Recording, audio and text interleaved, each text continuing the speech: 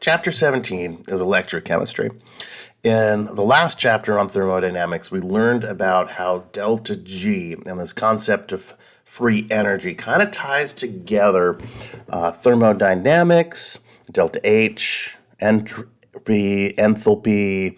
It ties together equilibria. We saw how kinetics was tied into that a little bit.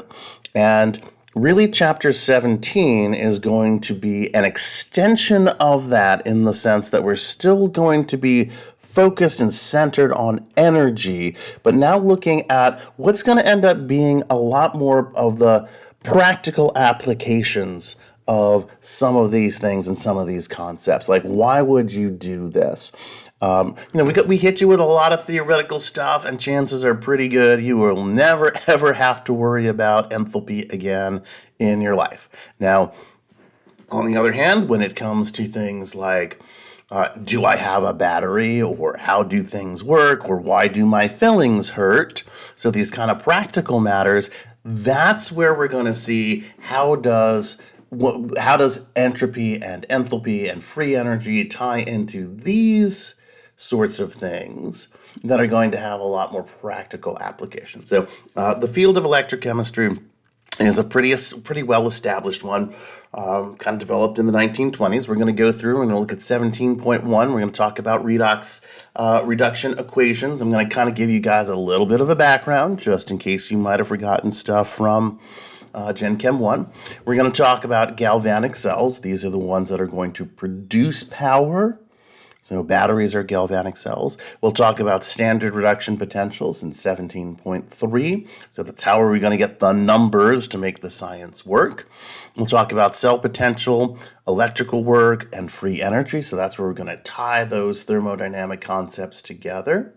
We'll look in 17.5 at concentration cells. So how can you get something to do work and make a battery using just the same chemical components on both sides of this cell. We will talk about regular old batteries and corrosion and electrolysis, 17.8. And 17.9, we'll talk a little bit about some commercial electrolytic processes. So the origins of electrochemistry go way back. You really had Michael Faraday here, who is one of the greatest scientists of all time, kind of developing some of the tools and methods for looking at electricity that we're going to use now and today. So we'll see that he's got some important things named after him. You may have heard the term Faraday cage. Well, that's the guy. And modern technology is really based on moving electrons around. So whether you're looking at generating power from nuclear energy, which is chemistry, or whether you're looking at like coal or oil power or natural gas, those are all chemical reactions that are generating electrons that are being sent down power lines that are then doing useful things for us so that we can live our lives. Kind of the interesting thing about this graphic is it is showing you where all the different sources of energy are coming from, but you can see where conversion losses are actually where we're losing a lot of our energy is in conversion. So a lot of it just doesn't get used. We're wasting it. So we have a very inefficient system in some ways. Right. There's other things you can do, like you can impress your Memaw with electrochemistry. So you can shine up a penny by taking some ketchup and putting the penny in some ketchup. You can polish up tarnished silver by taking some aluminum foil and some baking soda and kind of soaking your silverware in hot water for a little bit, and you're going to reduce the silver sulfide or whatever it is back down to silver zero. Same thing with the copper on the penny. The chloroacetic acid is able to reduce that and bring it back down to the regular shiny metal that it was before. Glucose meters are mostly electrochemical sensors. So lots of people have diabetes. It's one of the most common diseases in the US. Chances are either you've got it or you know someone who does. And so they're sitting there and they're pricking their finger. And when they do that finger prick measurement, they are looking at a electrochemical process That involves a reduction and an oxidation. See, there's this electron transfer happening here. This is one of those subjects that's near and dear to my heart because I did some research on that to try to get away from electrochemical measurements of blood glucose and use an optical one. Neuroscience is going to use electrochemical probes. You want to find out what's going on in a rat's brain, and look at how cell signaling works, and is your calcium getting oxidized and reduced as your neurons are firing? That's electrochemistry. Electrochemistry is important in our daily lives because we need to have metal in our lives, right? One of the definitions for different ages in history was based on what kind of materials you had, right? You went from the Stone Age to the Bronze Age, and then you went from the Bronze Age to the Iron Age, and now you went in to the age of steel, right, in the Victorian period, and we could say today is like the aluminum age or the electronics age or something. It's still going to rely on things that are electrochemical processes. Aluminum itself is kind of a really cool metal. This is what I've got up here is the Hall-Héroult process. We'll talk a little bit more about how we do that, but you're basically going to take liquid rock and then some sodium, and you're going to take aluminum ore, which is going to be bauxite. So bauxite is super common. Aluminum is like a really common metal in the Earth's surface. It's just that it's all bound up in rocks, and aluminum itself is very reactive. And so when you have a reactive material in a compound, the more reactive you are to start, the more stable your product. So sodium is reactive, chlorine is really reactive. Together they make sodium chloride, and you can eat it. But same thing with aluminum. So aluminum is really reactive. It'll form an oxide on its surface. That's an electrochemical process. That's what makes aluminum not rust, is that you actually very, very quickly form an oxide layer, and then you can't form a subsequent oxide layer. So basically, you're going to take molten rock and use a lot of power, electrical power, to reduce the aluminum from Al2O3 back down to just Al solid. And getting aluminum used to be really, really hard back in the day. So you may not know, but the very, very tippy top of the Washington Monument at the time was the world's largest piece of aluminum. And the U.S. kind of wanted to flex their industrial and economic might by having the world's largest piece of aluminum. And you can look and see there's the dudes putting it up on there. You're like, I got more old soda cans than that. But speaking of flexes, we knew about aluminum for quite some time. So Napoleon actually had some aluminum diningware. And his big flex was, all right, I'm going to give the other kings and nobles and people who are coming out to eat dinner with me, I'm going to give them my gold diningware. And I'm going to have my special imperial, up above you weak peasants, aluminum spoons and forks. So let's review some of our terms. Electrochemistry, it's the study of the interchange of chemical and electrical energy. They're all going to be tied up in these redox reactions, so it stands for reduction and oxidation. Back in the day, people were concerned about the term because they thought you would confuse it with red ox. And if you can't tell the difference between a bovine and an electron, you should not be doing science, sir. So it's going to involve the transfer of electrons from a reducing agent to an oxidizing agent. So oxidation involves the loss of electrons. Reduction involves the gain of electrons. The reducing agent is an electron donor, and the oxidizing agent is an electron acceptor. And we're going to talk about how those two are going to combine to give us a voltage, also called an EMF, which is your potential to move electrons. So again, let's ground these terms. So oxidation, the loss of one or more electrons by a substance, whether it's an element, compound, or ion. Reduction is the gain of one or more electrons by a substance, whether an element, compound, or ion. How do you remember this? I got a couple of mnemonics for you. So you could do Leo says Ger, so lose electrons, oxidize, gains electrons, reduced. I'd say Leo says Ger. Or you could do oil rig. Oxidation is losing, reduction is gaining. Now, I am not a smart person, so I'm looking at the oxidation state, so iron 3 plus goes to an iron 2 plus, a number goes down, it is reduced.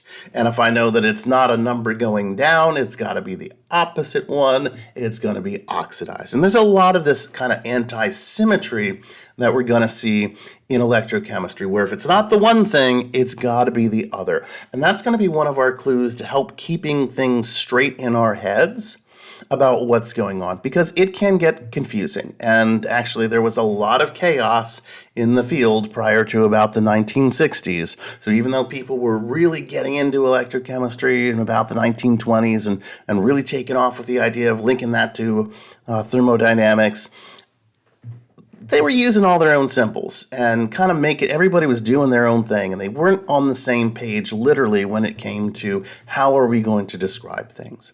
So keeping things straight was a big problem. Still is a little bit tricky, but if you can ground yourself, usually if you can find one thing, you can realize what the other thing is. So a little bit of a review. We're going to talk about some of our redox reactions. Our oxidation number or state, sometimes called the valence state, is a value which indicates whether an atom is neutral, electron-rich, or electron-poor. So our rules for assigning oxidation numbers. 1, an atom in its elemental state has an oxidation number of 0. So sodium solid, H2 gas, bromine gas, sulfur solid, neon gas all have an oxidation number of 0. An atom in a monatomic ion has an oxidation number identical to its charge. Sodium plus 1 is plus 1. Aluminum plus 3 is plus 3. Chlorine minus 1 is minus 1. Oxygen minus 2 is minus 2. Easy cheese. 3. An atom in a polyatomic ion or molecular compound usually has the same oxidation numbers it would have if it were a monatomic ion. So hydrogen can be either plus 1 or minus 1. Right? Usually it's going to be plus 1. Sometimes it can be a minus 1. So in OH minus hydroxide, it's a plus 1, and the oxygen is a minus 2. In calcium hydride, you're going to have hydrogen as a minus 1, calcium as a plus 2, and hydrogen as a minus 1. Calcium is almost always going to be plus 2, and that's why we're going to change that hydrogen around. Oxygen usually has an oxidation state of minus 2. So in water, our hydrogens are plus 1, got 2 of those, and our oxygen is going to be minus 2, and overall it'll be neutral. In peroxide, and throw in an extra oxygen, our hydrogens are still plus 1, but to maintain charge and neutrality, our oxygens are going to be minus 1s. Oxygen don't want to be minus 1, it wants to be a minus 2, which is part of why peroxides are going to be so reactive.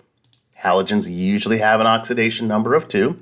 So if I've got HCl, hydrochloric acid, my hydrogen will be plus 1, and my Cl will be minus 1. Of course, being chemistry, there's always exceptions. So in this oxygen dichloride, we've got our oxygen coming in at minus 2, and so our chlorines have to be a plus 1. Do those chlorines want to be plus 1? No, they do not. They want to be a minus 1, so this is going to be a very reactive compound. If you're dealing with a complex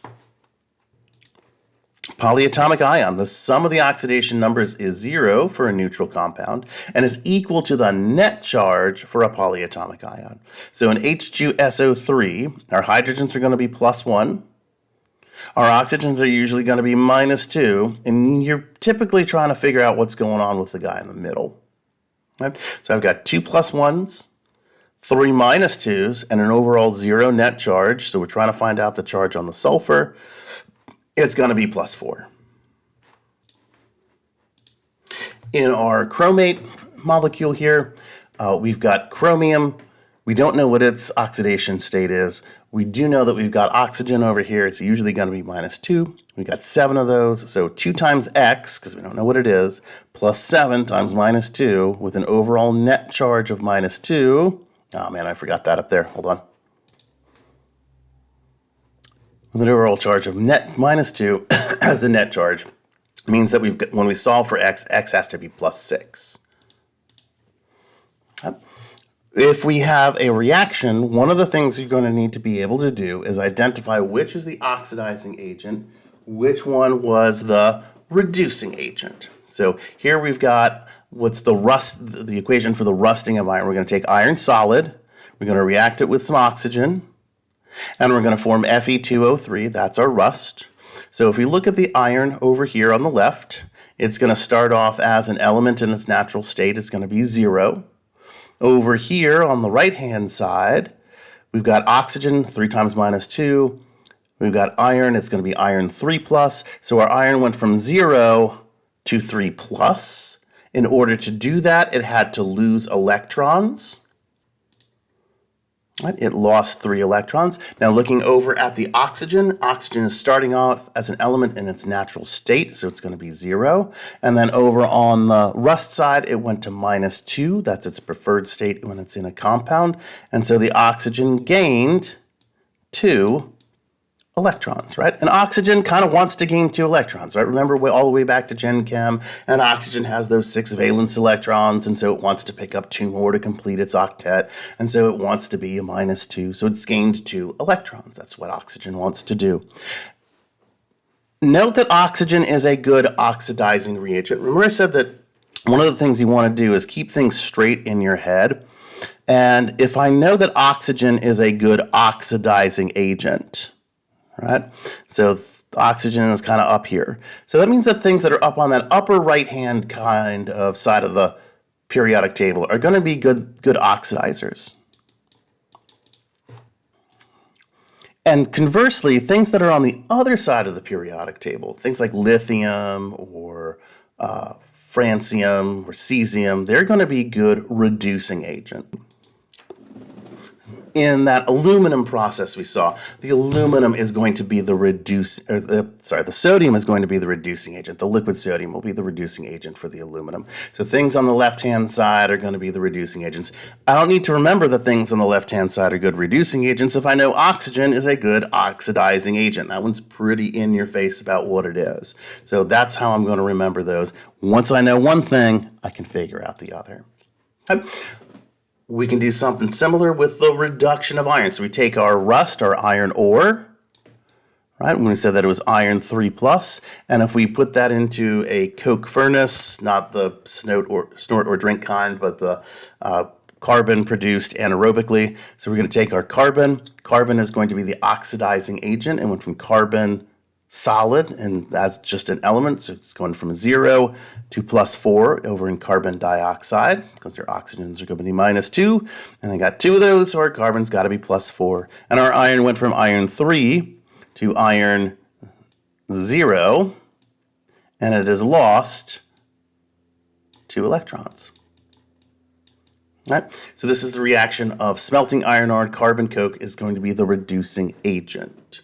So we got to know and be able to track what the oxidation state change is to figure out which one is your oxidation reaction and which one is your reduction.